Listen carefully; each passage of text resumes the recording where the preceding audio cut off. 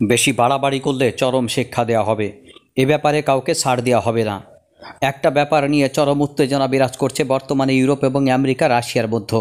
আমি পূর্বেও সে সম্পর্কে ভিডিও আপনাদের দিয়েছি, কিন্তু এবার চরম হুঁশিয়ারি এলো, চরম মূল্য দেওয়া হবে। সম্ভবত রাশিয়া এখন তার দুই তুরুপের তাস খেলা শুরু করবে। উত্তর কোরিয়া এবং ইরানকে দিয়ে সম্ভবত আমেরিকান বেশ সময়ে হামলার একটি পরিকল্পনা করছে রাশিয়া, এমন ধরনের সংবাদ প্রকাশ করেছে বিভিন্ন সংবাদ মাধ্যম। ইদানিং উত্তর কোরিয়ার সাথে রাশিয়ার সম্পর্কের মাত্রা গত কয়েক সপ্তাহে পূর্বের কয়েকদিনের তুলনায় এবং কয়েক সপ্তাহের তুলনায় বহু গুণে বেড়েছে। বর্তমানে উত্তর কোরিয়া ভিজিট করছেন সার্জেই শোইগু। সামগ্রিক দিক বিবেচনায় বর্তমানে মধ্যপ্রাচ্য এবং আপনার উত্তর কোরিয়া এবং দক্ষিণ কোরিয়া উপদ্বীপ, তার সাথে রয়েছে রাশিয়া ইউক্রেন যুদ্ধাবস্থার যে ফিল্ড, তিনটি ফিল্ডই প্রচণ্ড রকমের উত্তপ্ত এবং যে কোনো কিছু এখানে ঘটে যেতে পারে বা ঘটে গেলে গত্যন্তর কিছু থাকবে না। কিছু বিষয় আছে অত্যন্ত স্পর্শকাতর। তার মধ্যে অন্যতম হলো রাশিয়ার মূল ভূখণ্ড দখল করা এবং তাদের এই দখলকৃত অংশ থেকে তাদের সৈন্যদের, বিশেষ করে তাদের যে সকল বসতি স্থাপনকারী ছিল অথবা তাদের নাগরিকদের জোর করে কিডন্যাপ করে নিয়ে যাওয়া, এবং বাকিদের এখান থেকে রাশিয়া সরিয়ে নিয়েছে ইউক্রেনীয় বাহিনী কুর্স্কের বিভিন্ন অঞ্চলে পৌঁছানোর পূর্বেই। তবে যাদেরকে সরিয়ে নিতে পারেনি তাদেরকে অবশ্যই কুর্স্ক কিডন্যাপ করেছে বা ইউক্রেন কিডন্যাপ করেছে বলে নিশ্চিত হওয়া গেছে বিভিন্ন ভিডিও যোগাযোগ মাধ্যমে। আর এই ব্যাপারটি সম্পর্কে অবশ্যই রাশিয়া অবগত আছে বলে আমার কাছে মনে হচ্ছে। শোইগুর এই উত্তর কোরিয়া সফর এবং তার দ্রুততম সময়ের মধ্যে ইরানের সাথে একটি লিঙ্কেজ তৈরি হতে পারে বলে অনেকে ধারণা করছে। মধ্যপ্রাচ্যের ইরান এবং এখানকার উত্তর কোরিয়া এবং রাশিয়া মিলে বৃহত্তর একটি আন্দোলনের অক্ষ নয়, এটি একটি যুদ্ধের অক্ষ হিসেবে পরিচিতি লাভ করবে। আর রাশিয়া বলেছে যেখান থেকে এই সকল সমরাস্ত্রগুলো উৎক্ষেপিত হবে, কোথা থেকে উৎক্ষেপিত হলো সেটি ন্যাটোর পোল্যান্ড বা অন্য কোনো জায়গা থেকে সেটি বড় বিষয় নয়, সেই অস্ত্রের কারখানা এবং অস্ত্রের ভিউ পয়েন্টকে কেন্দ্র করে হামলা চালানো হবে। আর এভাবে হামলা চালানোর একটি পরিপূর্ণ সিদ্ধান্ত সম্ভবত রাশিয়ার তরফ থেকে চলে এসেছে। তাছাড়া এখন মূলত তাদের টেবিলে রয়েছে বা আলোচনার টেবিলে রয়েছে যে সকল ন্যাটোর বেশসমূহ রাশিয়ার ক্ষেপণাস্ত্র হামলার অর্থাৎ মধ্যম পাল্লার ক্ষেপণাস্ত্র হামলার রেঞ্জের মধ্যে রয়েছে, সেই সকল মধ্যম পাল্লার ক্ষেপণাস্ত্র বা রেঞ্জের আমেরিকান যে সকল ঘাঁটিগুলো রয়েছে তাতে হামলা চালানো হবে কিনা। আর এতে যদি হামলা চালানো হয় তাহলে আমেরিকার সাথে একটি যুদ্ধ জড়িয়ে পড়া সময়ের ব্যাপার মাত্র। যে কোনো সময় রাশিয়ার সাথে আমেরিকার একটি বড় ধরনের যুদ্ধ অবস্থা তৈরি হতে পারে এবং কনফ্লিক্ট জড়িয়ে পড়তে পারে। যদি বা যে কোনো সময় বা যখন মিস্টার ভলোদিমির জেলেনস্কি এই স্ট্র্যাম শ্যাডো মিসাইল এবং ATACMS মিসাইল রাশিয়ার অভ্যন্তরে আঘাত আনার জন্য তাদের বিমানবন্দর বা এয়ারফিল্ড থেকে শুরু করে তাদের যে সকল অস্ত্রের গুদাম এবং ক্ষেপণাস্ত্র উৎপাদন কারখানাগুলো রয়েছে সেগুলোতে আঘাত আনার চেষ্টা করে বা আঘাত হানে, কোনোভাবেই এখানে ইউক্রেনকে ছেড়ে দিয়ে কথা বলবে না রাশিয়া। তারা তাদের এই সব আঘাতকে অন্য পর্যায়ে নিয়ে যাবে এবং বর্তমানে যে একটি প্রচলিত বা কনভেনশনাল যুদ্ধ অবস্থা বিরাজমান রয়েছে, এই কনভেনশনাল যুদ্ধ অবস্থার বিরাজমান থাকবে না, এটি নিশ্চিতভাবে বলা যায়। সুতরাং এই কনভেনশনাল যুদ্ধ অবস্থা উবে যাওয়ার পর যে বিষয়টি আসবে তা হচ্ছে ট্যাকটিক্যাল পারমাণবিক অস্ত্রের ব্যবহার। বন্ধুরা, ট্যাকটিক্যাল পারমাণবিক অস্ত্রের ব্যবহারটি আমার কাছে মনে হয় রাশিয়ার প্রেসিডেন্ট ভ্লাদিমির পুতিন তখনই সেইভাবে বা আপনার সঙ্গতিপূর্ণভাবে বিবেচনা করতে পারেন যখন রাশিয়ার অভ্যন্তরে ইউক্রেনীয় বাহিনী অপ্রতিরোধ্যভাবে ঢুকে যাবে এবং তাদের থামানোর কোনো কনভেনশনাল সামরিক বাহিনীর বা রাশিয়ান সামরিক বাহিনীর শক্তি হবে না। কিন্তু এখনও পর্যন্ত ব্যাপারটি এমন ঘটেনি যে রাশিয়ান সামরিক বাহিনী ইউক্রেনীয় সামরিক বাহিনীকে ইচ্ছা করলেই থামাতে পারবে না। ব্যাপারটা এখনও প্রাথমিক পর্যায়ে রয়েছে। তবে এটা নিশ্চিতভাবে বলা যায় কোনোভাবে কোনো অবস্থায় যদি ইউক্রেন স্ট্র্যাম শ্যাডো এবং ATACMS এই দুইটা ক্ষেপণাস্ত্রকে রাশিয়ার কেন্দ্রস্থলে রাশিয়ার এয়ারফিল্ড এবং যুদ্ধবিমানকে টার্গেট করে ছোড়া শুরু করে, পরবর্তীতে রাশিয়ার প্রেসিডেন্ট মিস্টার ভ্লাদিমির পুতিন আমার মনে হয় কিয়েভ লক্ষ্য করে হামলা চালাবেন। আর সেটি হতে পারে ইউক্রেনীয় যে সকল নেতৃবৃন্দ, বিশেষ করে সামরিক এবং বেসামরিক নেতৃবৃন্দ এই নির্দেশের সাথে জড়িত থাকবে বা এই হামলার সাথে জড়িত থাকবে, তাদেরকে তিনি টার্গেটে রূপান্তরিত করতে পারেন।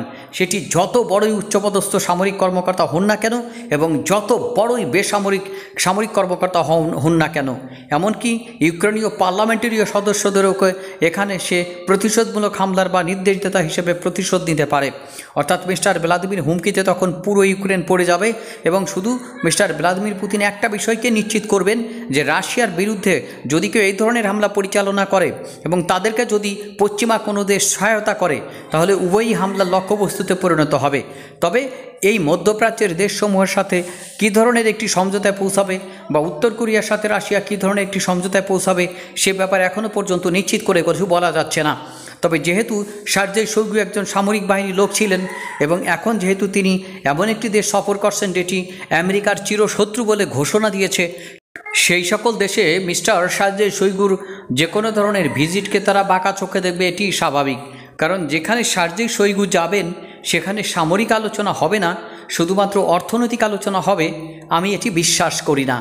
সেখানে মাস্ট বি কৌশলগত কিছু ব্যাপার নিয়ে আলোচনা হবে এবং অবশ্যই ভবিষ্যতের এই কৌশলগত যুদ্ধের ব্যাপারে উত্তর কোরিয়া এবং রাশিয়ার মধ্যে চরম ধরনের একটি সমঝোতা আসতে পারে।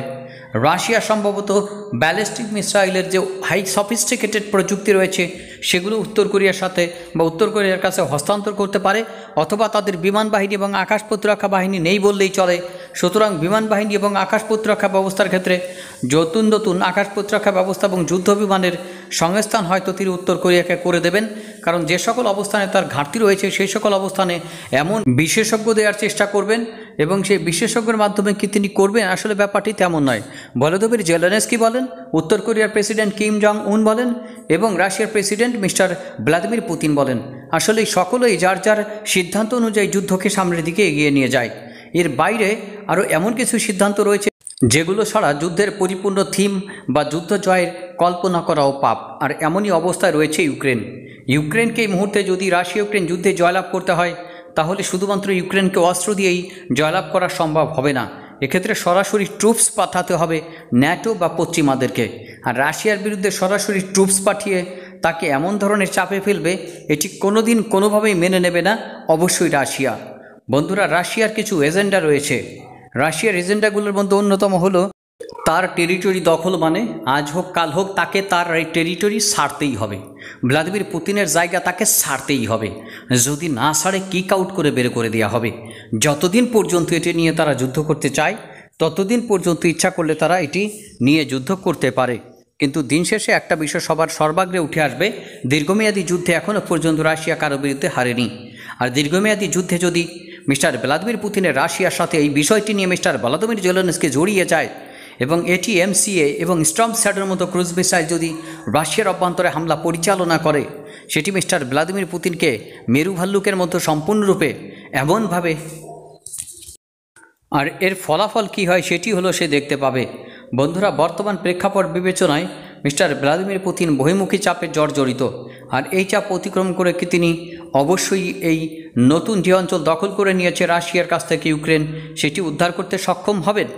বন্ধুরা, সেটি যদি তিনি উদ্ধার করতে সক্ষম হন তাহলে সামগ্রিক বাস্তবতার ভিত্তিতে মিস্টার ভ্লাদিমির পুতিনের যে সকল মিত্রগুলো রয়েছে তাদের আত্মবিশ্বাস বাড়বে এবং তারা আরও অতি উৎসাহী হয়ে মিস্টার ভ্লাদিমির পুতিনের সাথে যোগাযোগ করবে এবং নিশ্চিতভাবে সম্ভবত একটি রাশিয়ান ন্যাটো গঠন করার চেষ্টা করতে পারেন। অর্থাৎ রাশিয়ার উপরে কোনো হামলা হলে তার চরম বিধ্বংসী জবাব যে কত বড় ভয়াবহ হবে, বিশেষ করে যদি এটিএমসি এবং আপনার স্টর্ম শ্যাডো মিসাইলের মাধ্যমে হয়ে থাকে, সেটি ইউক্রেন কল্পনাও করতে পারছে না। তখন হয়তো তিনি বলবেন যে ছেড়ে দে মাকে দেবাজি, অনেক হয়েছে, এখন আর নয়। বন্ধুরা, এই ব্যাপারগুলোতে অবশ্যই যদি মিস্টার ভ্লাদিমির পুতিন গুরুত্ব দিতে পারেন এবং তার টেরিটরিতে ইউক্রেনীয় বাহিনী ঢোকার সাথে সাথে তার প্রতিক্রিয়া যদি আকাশচুম্বী হতো তাহলে এখন সেটিকে তিনি টোটালি ডিজলভ করে দিতে পারতেন। সুতরাং রাশিয়া ইউক্রেন যুদ্ধের বর্তমান এবং ভবিষ্যৎ নির্ভর করছে আসলে এর সাথে কি ব্রিটেন এবং আমেরিকা সংযুক্ত হচ্ছে। সংযুক্ত হলে এক ব্যবস্থা, আর যদি ব্রিটেন এবং আমেরিকা এখানে পিছন থেকে অস্ত্র দেয় কিন্তু সংযুক্ত না হয়, সেটি হলে আর এক ব্যবস্থা। বন্ধুরা, মিস্টার ভ্লাদিমির পুতিন এমন প্ল্যান এ বি সি সম্ভবত তার টেবিলে রাখছেন। প্রথম পর্যায়ে তিনি প্ল্যান এ নিয়ে এই চাপ সৃষ্টি করবেন তার মিত্রদের উপরে, জাতিসংঘের উপরে, কিন্তু পরবর্তীতে তাকে এমন কিছু অবস্থায় আসতে হবে যে মিস্টার ভ্লাদিমির পুতিন সম্ভবত তার পারমাণবিক ডক্ট্রিন যেহেতু পরিবর্তন করেছেন, কৌশলগত পারমাণবিক অস্ত্র সাইলো থেকে বের করে তাদের দিকে তাক করতে পারে। প্রথম পর্যায়ে হচ্ছে যুদ্ধটি যে কোনোভাবে কার্স্কের অভ্যন্তরভাগে অন্যদিকে ঘুরিয়ে দিতে চাইবেন না। অর্থাৎ কার্স্কের অভ্যন্তরভাগে যুদ্ধটিকে সীমাবদ্ধ রেখে অন্য কোনো অবস্থান যদি ইউক্রেন দখল করতে না পারে তাহলে তাদের বিরুদ্ধে যে সাঁড়াশি অভিযান শুরু হয়েছে সেটি শেষ না হওয়া পর্যন্ত সম্ভবত রাশিয়া আলোচনার টেবিলে বসবে না, এটি মোটামুটি বলা যায়। অন্যদিকে ইউক্রেনকে সতর্কতার মাধ্যমে আরেকটি বিষয় তারা করতে পারে, তা হচ্ছে প্রচণ্ড রকমের হামলার মাধ্যমে এখান থেকে তাদেরকে উৎখাত করে দেওয়া এবং এরপরে হয়তো বিভিন্ন অবস্থান ভিত্তিক অবস্থানে হামলা করা। যদি ইউক্রেন থেকে আপনার ব্রিটেন এবং আমেরিকার যে সকল ক্ষেপণাস্ত্রগুলো রয়েছে রাশিয়ার মূল ভূখণ্ডে আঘাত আনলে প্রথমে তারা ইউক্রেনেই বড় ধরনের হামলার মাধ্যমে এগুলোকে ধ্বংস করে দেওয়ার চেষ্টা করবে।